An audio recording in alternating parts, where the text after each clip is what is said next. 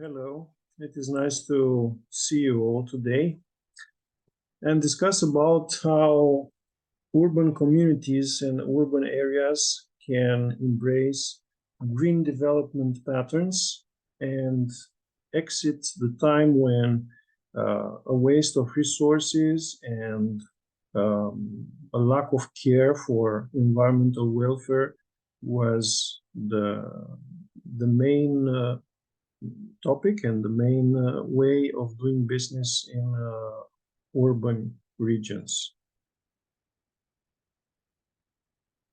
So the traditional way of development urban areas, as we all know, was a matter of concrete versus green spaces. So any urban area, any major city that we know in the whole world today was developed by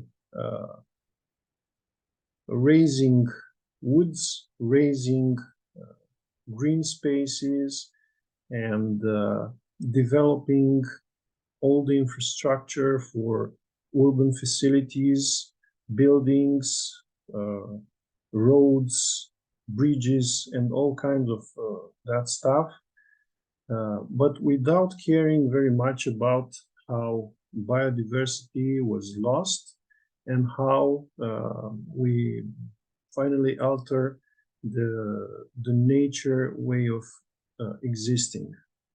So the extensive growth of urban areas and massive land use was the main cost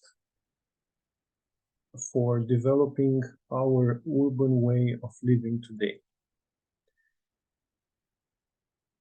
Of course,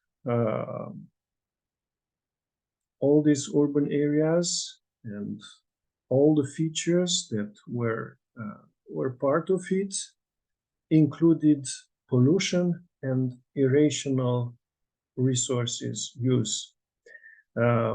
Recently, I've developed a paper where I am discussing a new concept, which I name it pollution sphere. Pollution sphere is part of what we are today, and it's somehow is a result of how we developed our urban regions and how urbanization worked in the traditional way of doing it.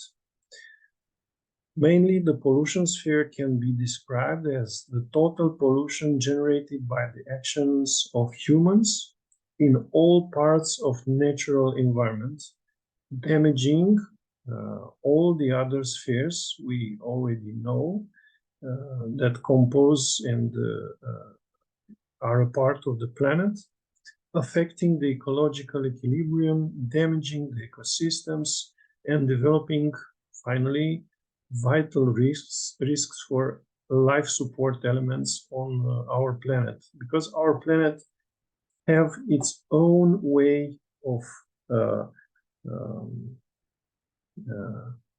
setting for herself the equilibrium, but of course some of these forces may not include the humans, may not include the life as we all know, and might not include us after all. Being an ecocentric concept, as it considers the planet and all its components by their intrinsic value, and not just for its utility that holds for humans. So we are not discussing the pollution sphere by its meaning for the human's utility or for human life after all. We are discussing the pollution sphere as all the forces the humans created and damaged the planet and damaged the natural equilibrium the planet was created. In this sense, it is paramount to discuss the vital risk generated by human actions, not only for themselves, but for the life on the planet altogether. So, when we are discussing the pollution sphere, we are not discussing humans in the center of all elements, but we are discussing the planet as a whole, including, of course, the humans, but only as a part of it. But our topic today is urbanization and how we can make it work and how we can make urbanization greener, how we can establish some development patterns for the urban regions, and of course keeping our standard of living and keeping our features that are related to urbanization and support our way of life. So far it was recognized that urbanization is a measure of human development because comes along with various commodities such as education, health services, culture, business environments, and all kinds of opportunities that rural spaces don't hold. So many times before, when you read or heard about how developed a society is, urbanization and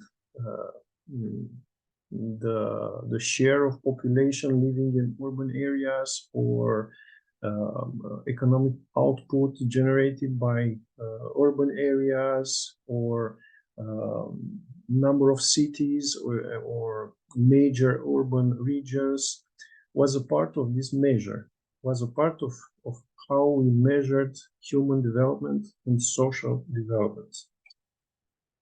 Moreover, most of the global north economies flourished as urban and industrial societies. We all know about the discussion about the global north and the global south. We are not going to particularize here, but it is well known that all major economies in the western part of and economically developed part of the world was based on developing urban regions and urban way of life. However, environmental sustainability goals and climate change mitigations that are critical and vital discussion nowadays are not congruent with the classical urbanization patterns, and hence the needs to update these development patterns and to adapt to the new realities which are given by climate change, the environmental issues, the biodiversity loss, and finally the health issues and the standard of living issues that comes along. In a recent paper entitled The Relationship Among Urbanization, Economic Growth, Renewable Energy Consumption, and Environmental Degradation, we are targeting the relationship between urbanization, financial development, economic growth, renewable energy consumption, industrial structure, and environmental degradation. All these features, such as financial development, economic growth, industrial development, were highly connected with urbanization, and previous literature discussed those things in a very tight connection with urban areas. Economic growth is a part of urban regions, but anyway, urbanization comes with a lot of features such as financial development, economic opportunities, and a lot of modern life commodities. And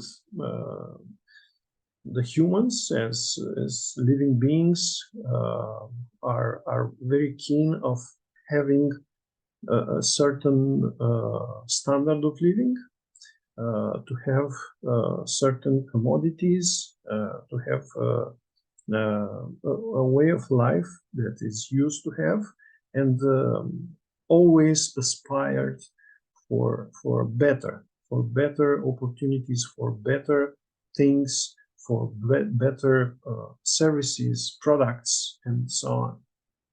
But at the same time, the dark side of all this involves a lot of energy consumption, and our way of life is very energy intense. A lot of waste of resources, all kinds of resources. We are talking about the global food prices, but at the same time, in urban areas, there's a lot of food that became waste every day. A lot of pollution, and when you are discussing pollution, we are talking about emissions. We are talking about, of course, carbon dioxide, but not only. We are talking about waste waters. We are talking about particulate matter pollution. We are talking about noise pollution and light pollution, which are very much ignored, but scholars researching and discussing biodiversity and ecosystems are taking into consideration those two parts of the pollution sphere, meaning the noise pollution and the light pollution.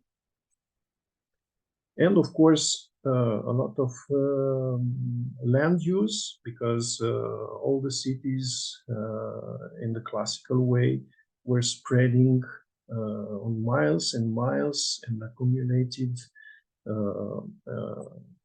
a lot of kilometers in radius, and developed in such way that incorporated a lot of land that was previously maybe forest, maybe waters, maybe some biodiversity and wildlife ecosystem. As I was discussing before, urbanization was always connected with economic growth. It was always discussed together with economic growth, because urbanization created the premises for industrial growth and increasing the economic output, meaning increased productivity and potential for more economic output, more financial resources, more money, and of course, an increased standard of living for the people living in urban regions.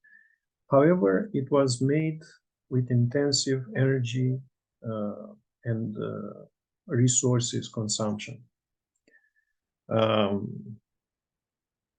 Anyway, there is a reason to believe that after reaching a certain stage of economic growth, the environmental degradation decreases.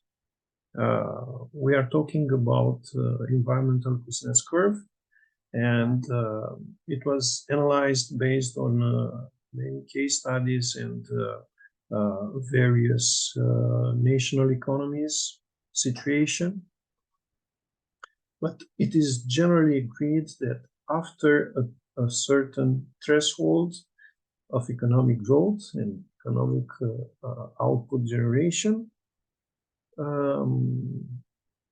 this economic feature helps in mitigating the environmental degradation and helps to decrease the environmental degradation that it was created by it anyway. But this, however, it doesn't mean in a classical way. It doesn't mean that we can still burn coal, still use raw resources with minimum value creation and so on. It means that we have to incorporate in our economic growth also new technologies which are greener, which are more energy efficient. We have to incorporate an increased share of renewable energy sources in our energy consumption, both industrially and for households' sake. And of course, it was proven by the results in our study that increasing tertiary sector will help mitigate the environmental degradation and will help decrease the environmental degradation. At the same time, we all are looking for ways and new development patterns that will make urbanization work. And in our study, we discovered that urbanization can be environmentally sustainable when it's accompanied by several features, such as financial development, an increased share of renewable energy sources, and a well-developed tertiary sector, meaning more services and less hardware and heavy industry. The reasons are pretty obvious here because in early stages, urbanization is pollution intensive, having all the features that we discussed less represented. So in early stages, the financial development is not very much developed. The economic output creation is based on heavy industry and intensive resources exploitation. And of course, all these are coming with energy intensity, energy that is produced by fossil fuels, mainly coal and oil. Having, of course, a significant biodiversity footprint. Urbanization reaches more green stages, but only when it's decoupled by the heavy industrial growth and energy-intense based economic activities. We cannot say that urbanization in a natural way will become green. It is our duty and it is imperative to have specific actions that will make urbanization reach the threshold of development and reach those stages when it is environmental friendly and will produce more good than bad for the nature, for the environmental nature. Another thing is to develop the tertiary sector and increase the share of renewable sources in total energy consumption, implementing at the same time technological innovation, and all this will help developing environmental friendly urbanization patterns. The study is having a practical part because can set some policy orientation for decision makers. I'm only going to discuss three such policy recommendation. The first one is to set a balance between economic growth and environmental welfare, because the classical way of doing business and to develop the economic output was to increase the economic activity no matter what. Increasing the economic activity no matter what meant that to increase the economic activity, we included more energy, more resources, and extending the industrial facilities on miles and miles, and at the cost of deforestation, of damaging wildlife habitats, and so on. Setting a balance between economic part of our life and environmental welfare is to discuss more about economic development and less about economic growth. Is a thin layer between the two, the growth and development, but is a critical line that should be thoroughly assessed and discussed when we are talking about setting the policies for ensuring a steady economic development for our national economies and for world economy. Another policy recommendation is the use of financial development for enhancing economic growth and for diversification, while maintaining certain standard of living. So, using wisely the financial resources, not only to expand, but to improve, not only to have more facilities and more industrial capacities, but to improve those existing economic output creators, implementing new technologies, increasing the efficiency and the productivity of those facilities, and so on.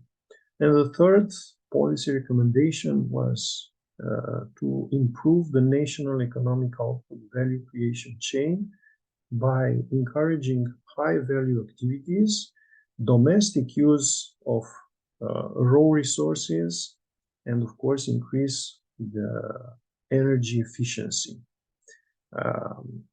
We are talking about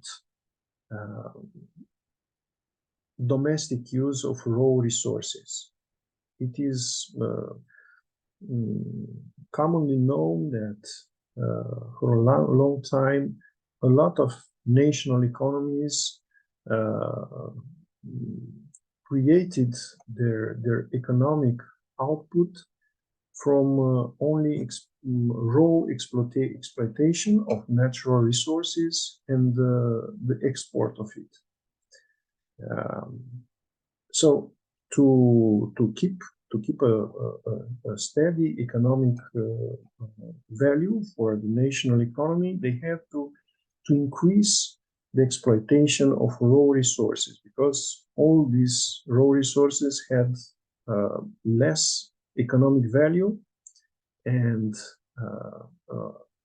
having a minimum of economic value, the potential of developing that country, that national economy, was at the same time at the minimum. So increasing the value created by the national raw resources exploitation will increase the potential of that economic national economy to develop itself, to expand its standard of living for the people, and to increase the potential for future sustainable development. And of course, increasing energy efficiency. We all discuss about implementing new technologies and new renewable sources of energy, which are less damaging for the environment than the fossil fuels and the classical fuels. But we are less discussing increasing the energy efficiency, because we cannot just replace the same amount of energy that we took out from the fossil fuels with renewable energy, and that's all. We have also to increase the energy efficiency of our activities and our way of living on this planet. Thank you all for your attention. I'm looking forward to answering your questions, and reach out for discussions, comments, and suggestions for future research initiatives and so on. Thank you.